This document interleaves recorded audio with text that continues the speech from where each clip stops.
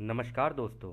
Law of one यानी एक का कानून, या कह लीजिए एक का ज्ञान, या कह लीजिए एक के तरीके, यह उसका सत्र 12 का भाग 2 है। दोहराया जाता है कि इस किताब द्वारा दी गई सभी सूचनाएं और जानकारियां आप जान भी सकते हैं, मान भी सकते हैं, नज़रअंदाज भी कर सकते हैं और सिरे से खारिज भी कर सकते हैं। दोस्तों, एक बात और कही जाती है कि लॉ ऑफ वन पूरी तरह से सबके लिए फ्री है। यदि कोई भी इकाई या व्यक्ति इसको निजी स्वार्थ के लिए इस्तेमाल करता है तो वह उसकी व्यक्तिगत जिम्मेदारी होगी। तो अगला सवाल डॉन करते हैं, क्या इसी तरह के रिवाज और अभ्यास से काले जादू का आरंभ हुआ है? तो रा कहते हैं, एक तरह से यह सही भी है और गलत भी। ओरियन का समूह आप लोगों में से जो नकारात्मक लोग होते हैं उनकी सहायता करता है। यह वही लोग होते हैं जो किसी भी मामले में खुद की ही सेवा करते हैं। इनमें से ऐसे कई हैं जो इनर प्लेन्स में रहते हैं। यहाँ पर वो सारे लोग रहते हैं जैसे इनर गुरु, मार्गदर्शक तथा कुछ आत्माओं पर कब्जा करने वाले होते हैं जिनका झुकाव खुद की सेवा करने की तरफ होता है। तो दोस्तों, यहाँ पर ये जो इनर प्लेन्स की जो बात हो रही है ना, ये उन लोगों की बात हो रही है जो धरती के नीचे रहते हैं। और धरती के नीचे दोनों ही हैं। ओरियन समूह, इस किताब के मुताबिक ओरियन समूह के लोग भी धरती के नीचे ही हैं और महासंघ के लोग भी धरती के नीचे ही हैं। और जब भी हम लोग ध्यान अवस्था में बैठते हैं तो जो इनर गुरु होते हैं वही हमारा मार्गदर्शन करते हैं। आप आप जिससे अपनी वो लेना चाहें ना, क्या कहते हैं, अपनी इंफॉर्मेशन या जानकारी, वो आपको दे देते हैं। तो अगला सवाल डॉन करते हैं, क्या यह संभव है कि इस धरती की यदि कोई इकाई या व्यक्ति इतना भ्रमित हो कि वह दोनों को यानी परिषद और ओरियन समूह को बारी बारी बुला ले? तो जब भी दोस्त हम परिषद बोलेंगे तो यहाँ महासंघ की ही बात हो रही है। तो रा कहते हैं, यह पूरी तरह संभव है। यदि संपर्क करने वाला अशांत और भ्रमित हो तो वह सकारात्मक और नकारात्मक दोनों ही तरह के संपर्क ग्रहण कर सकता है। यदि वो इकाई जो कि भ्रमित है परंतु उसका झुकाव दूसरों की सेवा की तरफ है तो उस इकाई को डूम के संदेश प्राप्त होते हैं, यानी कि जी ऐसा हो जाएगा, वैसा हो जाएगा, दुनिया पलट जाएगी, ये हो जाएगा, वो हो जाएगा, मतलब तुम्हारे साथ गलत हो जाएगा, ये सारी चीज़ें आने लग जाती है उनके दिमाग में। तो आगे रा कहते हैं, यानी कि उन्हें डराया जाता है। यदि उस इकाई का झुकाव खुद की सेवा की तरफ होता है तो लड़ाकों को झूठ बोलने की आवश्यकता नहीं होती है। वे ऐसे ही उन्हें वो फिलॉसफी देना शुरू कर देते हैं जिसे वह देने यहाँ आए होते हैं। आपके यहाँ के ऐसे काफ़ी लोग भ्रमित और आत्मघाती हो जाते हैं क्योंकि उनका झुकाव होता है तो दूसरों की सेवा की तरफ, परंतु उनकी सबूत मांगने की इच्छा के कारण वे लड़ाकों के झूठे जानकारियों में फंस जाते हैं तथा वे लड़ाके इनके झुकाव को बदलने में कामयाब हो सकते हैं। तो दोस्तों, यहाँ पर बात ये हो रही है कि प्रूफ मांगना। अब प्रूफ मांगना क्या होता है? प्रूफ ये होता है भाई कागज पे कुछ कोई चीज़ लिखी हो, ठीक है ना, इस तरीके का प्रूफ मांगने लग जाते हैं। लेकिन जो आंख के सामने चीज़ होगी ना उसको नहीं मानते, ये वाली बात है। तभी दोस्तों हमने आपको केवल एक सुझाव ही दिया था कि यदि आप चाहें तो स्टीवन ग्रियर के वीडियोस देख सकते हैं। उन्होंने वहाँ पे प्रूफ भी दिए हैं, ऐसा नहीं है कि वो ऐसे ही बोल रहे हो, उन्होंने वहाँ प्रूफ भी दिए हुए हैं। और यदि आप खुद महासंघ को कांटेक्ट करना चाहें तो वो उसका तरीका भी डॉक्टर स्टीवन ग्रियर ने बनाया हुआ है, जो कि आज काफ़ी लोग, काफ़ी क्या, काफ़ी 100 करोड़ से ज़्यादा लोग ही उसको कर रहे हैं। तो अगला सवाल डॉन करते हैं, क्या इन लड़ाकों के ज़्यादातर लोग चौथी घनत्वता के होते हैं? तो रा कहते हैं, हाँ, ज़्यादातर लोग चौथी घनत्वता के ही होते हैं, यह सही है। तो अगला सवाल डॉन करते हैं, क्या चौथी घनत्वता को हमें सामान्य रूप से दिखते हैं या हमसे अदृश्य ही रहते हैं? तो रा कहते हैं, सामान्य शब्द का उपयोग प्रश्न के अर्थ को भ्रमित करने वाला है। इसे अधिक स्पष्ट करने के लिए हम इसे अलग ढंग से व्यक्त करते हैं। चौथी घनत्वता के लोग अपनी पसंद से तीसरी घनत्वता के सामने अदृश्य और दृश्य दोनों हो सकते हैं, लेकिन यह चौथी घनत्वता की पसंद नहीं होती है कि वे दिखाई दें, क्योंकि उन्हें उनकी कंपनता बदलने में दिक्कत होती है। तो दोस्तों, यहाँ पर ये देखो, अभी बात हुई थी ना ऊपर कि भाई इधर से महासंघ के भी होते हैं, उधर से दूसरी तरफ से ये चौथी घनत्वता के ओरियन समूह के भी होते हैं। तो ओरियन समूह के जो होते हैं ना, जैसे भूत पिशाच और ये सारी चीज़ें होती हैं, वो सारे ओरियन समूह के ही होते हैं। और जो अपना क्या कहते हैं, रचयिता की साइड के होते हैं, वो सारे रोशनी के और इन सब चीज़ों के होते हैं, रोशनी के बने हुए, क्योंकि वो तो सत्य का रास्ता चुनकर और रचयिता के सत्य को जानते हैं ना, तो वो उस तरफ होते हैं। और ये अंधकार अंधकार के होते हैं, दोनों में यही फ़र्क है। यदि हम रामायण से इसको थोड़ा सा जोड़ कर देखें अपने आप से, क्योंकि हमें तो वही पता है, तो भगवान राम, जो प्रभु राम थे, उनको अगर आप देखोगे उन्हें सूर्यवंशी कहा जाता था, क्योंकि वो रोशनी के प्रतीक थे, है ना। और इधर से रावण जो था वो अंधेरे का प्रतीक था, बिल्कुल विपरीत। तो ये कुछ कुछ वैसी ही कहानी है। खैर, अगला सवाल डॉन करते हैं। क्या कोई परिषद यानी कन्फेडरेशन या ओरियन के लोग धरती पर रह रहे हैं और हमें दिखाई नहीं देते हैं और हमारे समाज में इस तरह महत्वपूर्ण है? क्या वो हमारे साथ ही रह रहे हैं? तो रा कहते हैं, यहाँ इनमें से ऐसा कोई नहीं है जो आपके साथ रह रहे हैं। हालांकि ओरियन के लड़ाके के दो तरह के इकाई यहाँ काम कर रही है। पहला प्रकार विचार का रूप है यानी थॉट फॉर्म है, और दूसरा प्रकार एक तरह के रोबोट हैं। तो दोस्तों, इनके दो तरीके के हैं इस धरती पे। थॉट फॉर्म का मतलब हो गया जो तुम्हारी सोच से खेल रहे हैं इस वक्त। तुम्हें नहीं पता है कि तुम्हारी सोच में क्या चल रहा है। तुम्हें लगेगा कि तुम दूसरों की सेवा के रास्ते पे चल रहे हो, परंतु तुम दूसरों के नहीं, तुम खुद की सेवा के रास्ते पे चल रहे हो। तो तुम्हारा कहीं ना कहीं ये है कि जब भी किसी व्यक्ति को ये लगे कि यार ये कर रहा हूं तो इसमें मेरा फायदा क्या है, यदि आपको ये लगे मेरा फायदा क्या है, तो इसका मतलब आपके दिमाग से खेल गया है ओरियन समूह। और दूसरा उन्होंने कहा रोबोट है। तो अब ये रोबोट जो हैं ये क्या कहते हैं, कैसे दिखते हैं, क्या दिखते हैं, अब पता नहीं, लेकिन इस किताब के द्वारा तो रोबोट ही है। तो खैर, अगला सवाल डॉन करते हैं। क्या आप रोबोट का वर्णन कर सकते हैं? तो रा कहते हैं, यह रोबोट आप लोगों की तरह ही दिखाई देते हैं, इन्हें बनाया जाता है। तो दोस्तों, हमारे ही जैसे दिखने में होंगे, इन्हें बनाया जाता है। तो डॉन कहते हैं, क्या इन रोबोट को सामान्य रूप से मैन इन ब्लैक कहते हैं? दोस्तों, एक मूवी थी ना, एक फिल्म आई थी मैन इन ब्लैक, तो उसके हिसाब से ये बोल रहे हैं। तो रा कहते हैं यह गलत है। तो डॉन कहते हैं, ये मैन इन ब्लैक कौन होते हैं फिर? तो रा कहते हैं, मैन इन ब्लैक एक सोच की तरह है, इसका अस्तित्व बनाया हुआ होता है, उसकी कुछ शारीरिक विशेषताएं होती हैं जो उन्हें दी जाती हैं। हालांकि वह तीसरी घनत्वता के नहीं होते हैं, इसलिए वे ज़रूरत पड़ने पर गायब हो सकते हैं और प्रकट भी हो सकते हैं। तो ये कुछ ऐसे हैं कि एक रोबोट की तरह होते हैं, लेकिन रोबोट की तरह गायब भी हो सकते हैं और सामने भी आ सकते हैं, दोनों चीज़ें हो सकती हैं इस केस में। तो अगला सवाल डॉन करते हैं, क्या यह सारे मैन इन ब्लैक ओरियन के लड़ाके द्वारा उपयोग में लाए जाते हैं? तो रा कहते हैं, हाँ, यह सही है। तो डॉन कहते हैं, यदि उनमें से एक हमारे यहाँ आए और यदि मैं उन्हें पकड़ लूँगा और अलमारी में बंद कर दूँ, तो क्या मैं उन्हें रख सकता हूँ या वो गायब हो जाएंगे? तो रा कहते हैं, यह निर्भर करता है कि किस तरीके की इकाई को आपने पकड़ा है। शायद आप इसे समझने में सक्षम हों। उन्हें थोड़े समय के लिए रखा जा सकता है, हालांकि इनमें गायब होने की क्षमता होती है।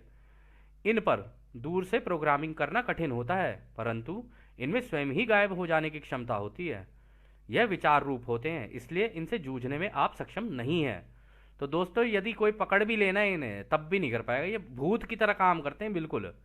मतलब रहेंगे तो इंसान के शरीर में, लेकिन भूत की तरह रहेंगे और गायब भी होना जानते हैं। इनके पास भी सारी वो ताकतें हैं। आपको याद होगा दोस्तों, रामायण में था ना कि जी गायब भी हो रहे हैं और सामने भी निकल के आ रहे हैं, गायब भी हो रहे हैं, सामने भी निकल के आ रहे हैं। तो कुछ इसी तरीके की कहानी सी चल रही है यहाँ पे। तो अगला सवाल डॉन करते हैं, क्या यह एक के कानून के खिलाफ है और क्या मैं इन इकाइयों को पकड़कर गलती करूंगा? रा कहते हैं, एक के कानून के अंदर कोई गलतियां नहीं होती हैं, तो तुम इन्हें पकड़ना चाहो तो पकड़ भी सकते हो, गलतियां नहीं होती हैं उसके अंदर। तो डॉन कहते हैं, मैं पूछना चाहता हूं कि यदि मैं इनको पकड़ता हूं तो मैं किस तरह की ध्रुवता वाला बनूंगा, यानी खुद की सेवा करने वाला या दूसरों की सेवा करने वाला? तो राह कहते हैं, इस सवाल पर आप स्वयं ही विचार करें। हम एक के कानून को समझाने आए हैं, यह सुझाव नहीं दे सकते हैं। तो मतलब वो ये नहीं, देखो दोस्तों, यहाँ पर उन्होंने दोबारा कहा कि हम तुम्हें ये नहीं कह सकते कि तुम ये करो या वो करो, क्योंकि इसमें तुम्हारी आज़ादी का उल्लंघन है। तुम खुद देख लो तुम्हें क्या करना है, जो तुम करोगे उसके हिसाब से हम तुम्हें जवाब दे देंगे। तो अगला सवाल डॉन करते हैं, धन्यवाद, आपने हमें घुमक्कड़ यानी वॉन्डरर्स के बारे में बताया था। वह कौन होते हैं, वे कहाँ से आए हैं?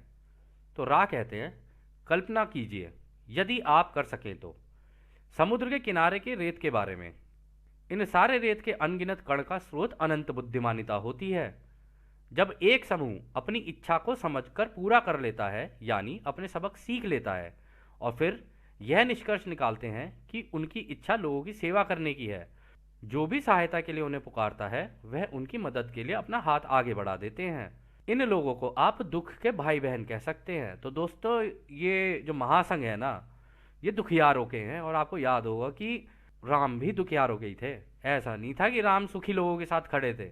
राम ने, आप पूरी रामायण उठा के देख लेना, कहीं पर भी राम ने कभी सुखी लोगों के साथ रहे हो। अपना घर त्याग दिया, ठीक है, निकल गए उसमें वन में, गरीब गरीब लोगों से मिल रहे हैं, ठीक है, शबरी के बेर खा रहे हैं। तो उसमें भी यही दिखाया गया कि हम तो दुख के भाई बहन हैं। और पूरी रामायण में राम ने कहीं नहीं कहा कि भाई मैं तुम्हारा भगवान हूँ। उन्होंने कहा हनुमान तुम भी मेरे भाई हो, सुग्रीव तुम भी मेरे भाई हो, विभीषण मेरे भाई, जो इतने भी थे ना सबसे भाई भाई करके बात की उन्होंने, सबसे भाई भाई करके। इससे पता, और यहाँ पर भी यही कह रहे हैं कि हम तो दुख के भाई बहन हैं, सुख से तो हमारा कोई लेना देना ही नहीं है दूर दूर तक। खैर, फिर वो आगे कहते हैं, यह उनके पास आते हैं जिन्होंने दुख में उन्हें पुकारा होता है। यह इस अनंत ब्रह्मांड के हर एक कोने से आते हैं और दूसरों की सेवा की इच्छा के साथ बंधे होते हैं। तो दोस्तों, यदि आप इन्हें बुलाएंगे ना दिल से बुलाएंगे, ये आ जाएंगे। ये वॉन्डरर्स जो होते हैं ना, जो घुमक्कड़, ये यहाँ पे पैदा हुए होते हैं दूसरों की सेवा के लिए। आप में से कई होंगे, आपको पता नहीं होगा, क्योंकि उसका भी एक कारण है जो कि आगे इस किताब में बताया गया है। तो डॉन कहते हैं, इस समय इनमें से कितनों ने पृथ्वी पर जन्म लिया है? तो रा कहते हैं, इनमें से काफ़ी लोगों ने इस समय यहाँ जन्म लिया है, क्योंकि इस समय उन्हें इस ग्रह की कंपनता को ठीक करना है तथा कटाई में सहायता करनी है। इनकी संख्या लगभग 65 मिलियन है। तो दोस्तों, 1 मिलियन हो गया आपका 10 लाख, तो आप लगा लो 65 करोड़ 1981 में थे। अब तो ये बहुत ज़्यादा हो चुके हैं, 100 करोड़ से भी ऊपर इतने भेजे हैं, बहुत ज़्यादा भेजे हैं। और ये चीज़ हमें पता चली थी जब हम एलएल रिसर्च को देख रहे थे, हम लोग उनका मटेरियल देख रहे थे कि और कितनी कितनी चीज़ें आगे बढ़ी। तो इतने उतार दिए हैं, इतने उतार दिए हैं कि जिनका काम आपको पता चल जाएगा, जो दूसरों की सेवा के लिए काम कर रहे हो ना, दिल से अपना ना सोच रहे हो कि जी मुझे ये मिलेगा और मुझे वो मिलेगा, जो दिल से दूसरों की सेवा कर रहे हैं ना, ये वही होते हैं। तो डॉन कहते हैं, क्या इनमें से कई चौथी घनत्वता के हैं? वे किस घनत्वता से आए हैं? तो रा कहते हैं, इनमें से कुछ चौथी घनत्वता के हैं, बड़ी संख्या में छठी घनत्वता से हैं। इनमें सेवा करने की इच्छा काफ़ी तीव्र होती है, इनके मन काफ़ी पवित्र होते हैं। आप यह उनकी बेवकूफ़ी या बहादुरी कह सकते हैं। इनके साथ एक चुनौती या खतरा होता है कि वे पृथ्वी में जन्म लेने के बाद अपना मिशन भूल सकते हैं और कार्मिक तरीके से, यानी कर्म के तौर पर अगर देखा जाए, कभी कभी बुराई का साथ भी दे देते हैं। वे भूल जाते हैं और विनाश में सहायक हो जाते हैं। तो दोस्तों, होता क्या है पता है क्या? जो दिल के अच्छे होते हैं ना, जो वो सोच तो ये रहे होते हैं कि भाई मैं दूसरों की सेवा करूंगा, लेकिन यहाँ पे उनको भ्रमित करके दूसरी दिशा में ले जाया जाता है। और जब वो दूसरी दिशा में जाया जाते हैं तो उनको लगता है कि वो तो जी अपने जैसे होता है ना, कि भाई मैं इनकी सेवा कर रहा हूँ, ये मेरा गुट है या ये मेरे लोग हैं, मैं तो इनकी सेवा कर रहा हूँ। लेकिन उन्हें ये नहीं पता होता कि पूरा ब्रह्मांड एक है, सारे के सारे भाई बहन हैं इस ब्रह्मांड में, सारे प्रेम और रोशनी से बने हैं और सब कुछ रचयिता की सोच में चल रहा है। तो डॉन कहते हैं, यह कार्मिक रूप से कैसे लिप्त हो जाते हैं, क्या आप इसका उदाहरण दे सकते हैं? तो रा कहते हैं, यदि कोई इकाई या व्यक्ति सचेत रूप से किसी दूसरे व्यक्ति के साथ प्यार से पेश नहीं आता है तो वह कार्मिक रूप से लिप्त हो जाता है। तो दोस्तों, ये कह रहे हैं कि यदि आप दूसरों से प्रेम से नहीं पेश आ रहे हो ना, तो आपका कर्म जन्म ले जाएगा। अगर आप दूसरों से नफरत और ये सारी चीज़ों से करोगे तो आपका कर्म, इसका मतलब हो गया है तैयार, आपने कर लिया, आपने खुद किया है। ऐसा नहीं है कि हो सकता है आप किसी से इन्फ्लुएंस होकर कर रहे हो, लेकिन आपने कर लिया है अभी ये। और इस किताब के मुताबिक आपका भी एक, मतलब ऐसा कोई होगा तो उसका हिसाब किताब इस किताब के अंदर है कि उसका होता क्या है फिर हाल। तो डॉन कहते हैं, अभी मुझे ख्याल आया है, क्या इनमें से किसी भी घुमक्कड़ को पृथ्वी की परिस्थितियों के कारण शारीरिक रूप से कोई परेशानी होती है? तो रा कहते हैं, तीसरी घनत्वता और अन्य घनत्वता की कंपनता के बीच काफी अंतर होता है। इस कारण उनमें कुछ तरह की अपंगता, कठिनाई और सबसे ज्यादा गंभीर समस्या अकेलेपन की होती है। सबसे ज्यादा आम कठिनाई इन्हें अकेलेपन की ही होती है, क्योंकि इस ग्रह की कंपनता से उनकी कंपनता मेल नहीं खाती है। इस कारण उन्हें व्यक्तित्व विकार यानी पर्सनैलिटी डिसऑर्डर भी होते हैं। उन्हें पृथ्वी के वातावरण में अपने को ढालने में दिक्कत होती है। इस कारण उन्हें एलर्जी भी हो जाती है। तो दोस्तों, ये कुछ उनके सिम्टम्स हैं। एक तो ये कि जी रहेंगे तो पूरे ग्रुप में सबके साथ रहेंगे, दुनिया के साथ खेलेंगे, हंसे खेलेंगे सब कुछ, लेकिन उनके बीच में भी रह के ना अकेलापन रहता है उनको। उनको अंदर से ये लगता रहता है कि ये क्या है, सारे के सारे एक ही दिशा में भागते चले जा रहे हैं, इन्हें समझ क्यों नहीं आ रहा है कुछ कि प्रेम ही सब कुछ है, क्यों ये इतने नफरत और ये सारी चीजें कर रहे हैं। तो उनका कुछ इस तरीके का बिहेवियर होता है। और ये रचयिता के द्वारा भेजे, रचयिता क्या, इस महासंघ के द्वारा भेजे गए होते हैं इस धरती के ऊपर। भेजे क्या गए होते हैं, खुद चुन के आते हैं, कहते हैं कि जी हमें भेजो हमें भेजो, वरना ये जाएगा ग्रह हाथ से, हमें भेजो हमें भेजो। इस वजह से होता है ये। और उसके कारण उन्हें एलर्जी भी होती है। कई लोगों को होता है जी, जैसे जैसे ही मौसम बदला उनकी तबीयत खराब हो जाएगी, मौसम बदला नहीं तबीयत खराब हो गई, किसी ना किसी तरीके की एलर्जी हो जाएगी। हो सकता है धूल मिट्टी से हो जाए, हो सकता है किसी तरीके के खाने से हो सकता है किसी चीज़ को टच करें और वो टच करते ही उससे एलर्जी हो जाए उनको। तो ये जो है ना, ये वॉन्डरर होते हैं, मतलब यही होते हैं वो घुमक्कड़, या कह लो नारायण नारायण, यही होते हैं वो। खैर, तो अगला सवाल डॉन करते हैं, क्या ऐसा कोई तरीका है जिससे ये अपने शारीरिक रोगों का उपचार स्वयं कर सकें? तो रा कहते हैं, यह इस समय का अंतिम बड़ा सवाल होगा। स्वयं का उपचार करने के लिए अपने अंदर की अनंत बुद्धिमानिता से जुड़ना आवश्यक है। लेकिन इस घनत्वता में आने के कारण इस तरह के लोगों में ये किसी कारणवश अवरोधित, ब्लॉक हो जाती है। ये अवरोध या ब्लॉकेज हर व्यक्ति में अलग अलग जगह होती है, इसलिए इन्हें अपने अंदर के आध्यात्मिक प्रकृति यानी स्पिरिचुअल नेचर की वास्तविकता को सचेत रूप में समझने की आवश्यकता होती है और अनंत बुद्धिमानिता से जुड़ने का प्रयास करना होता है। जैसे जैसे ये अवरोध खुलने लगते हैं, उनके शारीरिक रोग भी खत्म होने लगते हैं और वे स्वयं का उपचार कर पाते हैं। तो दोस्तों, ये जो कह रहे हैं ना स्पिरिचुअल नेचर, और ये जो ब्लॉकेज जो होती है, ये ब्लॉकेज होती है अंदर के चक्रों में। आपने पढ़ा होगा कि जो हमारे स्पिरिचुअल चक्र होते हैं, उन चक्रों में आ जाती है ब्लॉकेज, क्योंकि यहाँ के होते नहीं है। अब यहाँ आ गए, शरीर यहाँ के मिल गए, लेकिन आत्मा जो है वो हायर घनत्वता की है। आत्मा की भी अपनी कंपनता होती है कुछ। हमने जैसे कहा था ना आपको कि आपकी एक कॉपी हर जगह है। एक इस अभी जो आप हम जी रहे हैं वो इसकी कॉपी है इस वक्त फिलहाल, इसकी एक कॉपी एक और चौथी घनत्वता में, फिर पांचवी में, फिर छठी में, उनमें भी अलग अलग लेवल हैं, उनके अंदर भी अलग अलग बनी हुई है सारी की सारी। ऐसे होता है, कॉपी पेस्ट ऐसे ही चलता है सारा काम। तो इसमें यह है कि भाई इनका जितना भी होता है ना, यहाँ पर अगर ये चाहे तो अपने आप को ठीक कर सकते हैं, परंतु उसका तरीका है मेडिटेशन। अब मेडिटेशन के जैसे बहुत सारे तरीके होते हैं, हमने आपको अपना भी बताया। एक तरीका ये भी है भाई, अगर ध्यान अवस्था में बैठ जाओ, जो चीज़ दिमाग में आ रही है उसका उल्टा सीधा उल्टा सीधा उल्टा सीधा ऐसे ही करते रहो। ये सबसे अच्छा तरीका होता है मेडिटेशन का। तो खैर, आगे रहा कहते हैं, हम कार्ला को उदाहरण के तौर पर लेंगे। इनकी बीमारी का कुछ हिस्सा मुख्य रूप से इंडिगो रे यानी पीनियल ग्रंथि के अवरोध के कारण है। दोस्तों, ये पीनियल जो होता है ना, ये जो हमारी तीसरी आंख वाला होता है ना, उसका है, उसके बारे में बात हो रही है। यह ऊर्जा क्षेत्र बुद्धिमान ऊर्जा को इस सृष्टि के हर वैध स्रोतों से प्राप्त करती है। यदि कोई व्यक्ति सचेत रूप से इस ऊर्जा क्षेत्र को नहीं खोलता है तो वह इस तीसरी घनत्वता के मायाजाल में फंस कर रह जाता है। यदि यहाँ कोई अवरोध नहीं होता है तो रचयिता की ऊर्जा का प्रवाह पूरे शरीर में शुरू हो जाता है और उस व्यक्ति का शरीर हर पल ठीक होता चला जाता है। तो दोस्तों, जिनकी तीसरी आंख खुल जाती है ना, इसे पीनियल ग्लैंड बोलते हैं, इंडिगो रे, यदि ये खुल गया तो आपके पास सारी शक्तियां आ जाती हैं, पावर आ जाती है आपके पास पूरी। क्योंकि अब जितनी भी इंफॉर्मेशन या जानकारी आपको मिलेगी ना, और उसका इस्तेमाल कैसे करते हैं, वो सारी की सारी अनंत बुद्धिमानिता यानी रचयिता की सोच से मिल जाती है एकदम से जाके।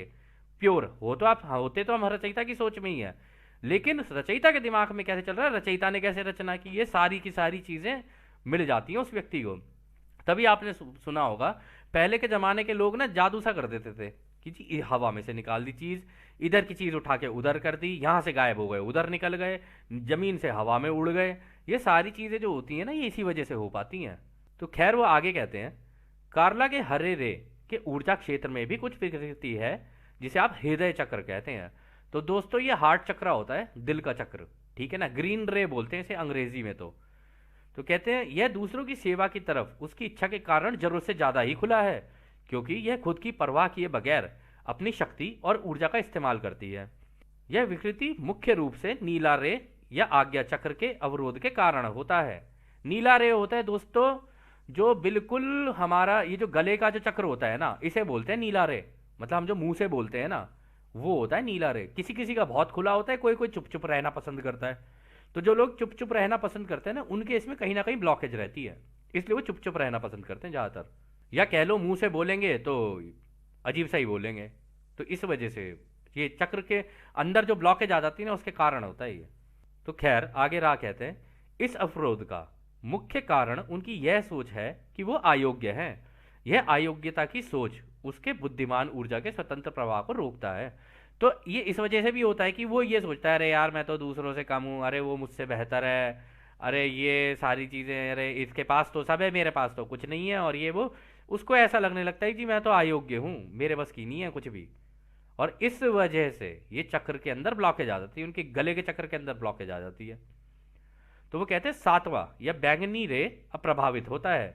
यह ना केवल ऊर्जा को ग्रहण करने वाला होता है, बल्कि उस व्यक्ति की कंपनता के स्तर का कुल योग सम टोटल होता है।